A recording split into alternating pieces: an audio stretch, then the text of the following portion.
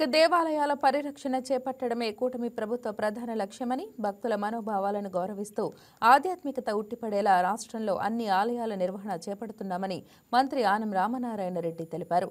నెల్లూరు జిల్లా ఆత్మకూరులో నిర్వహించిన అభయాంజనేయ స్వామి ఆలయ ధర్మకర్త ప్రమాణ స్వీకారోత్సవ కార్యక్రమంలో మంత్రి పాల్గొన్నారు. ఆలయానికి చేరుకున్న మంత్రికి వేద పండితులు పూర్ణకుంభంతో స్వాగతం పలికారు. అనంతరం ఆలయ ధర్మకర్త బాధ్యతలను కాటంరెడ్డి రవీంద్రరెడ్డికి అప్పగిస్తూ ప్రమాణ స్వీకారం చేయించారు.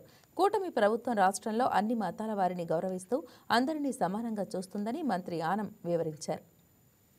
అది అయిపోయాక కట్ చేసి నేను ఇప్పుడే మా దేవాదాయ శాఖ అసిస్టెంట్ కమిషనర్ అయిన జనార్దన్ రెడ్డి గారికి ఆదేశాలు ఇవ్వడం జరిగింది. త్వరలోనే దీన్ని పూర్తి స్థాయి ట్రస్ట్ నియామకం చేయడం జరుగుతుంది. మరొక 6 మంది సభ్యులు దీనికి సభ్యులుగా వస్తారు. కానీ వాళ్ళందరూ ప్రభుత్వం నియమించబడేటువంటి సభ్యులు మాత్రమే. ప్రతి 2 సంవత్సరాలకు ఒకసారి సభ్యులు మారుతూ ఉంటారు. చట్టం ప్రకారం అది జరుగుతుంది. కానీ ఈయన తర్వాత తరం కూడా వంశపారంపర్యంగా అధ్యక్షుడు మాత్రం ఈ కుటుంబమే ఉంటుంది.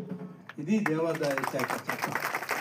ఈ అభయాంజనేయ స్వామి ఆలయం చరితార్థం కావాలి. చరిత్ర పుటల్లో ఆత్మకూరులో ఆధ్యాత్మిక నగరంగా ఈ ఆత్మకూరు వెలిసిల్లాలి. అనేక ఆలయాలు ఉన్నాయి.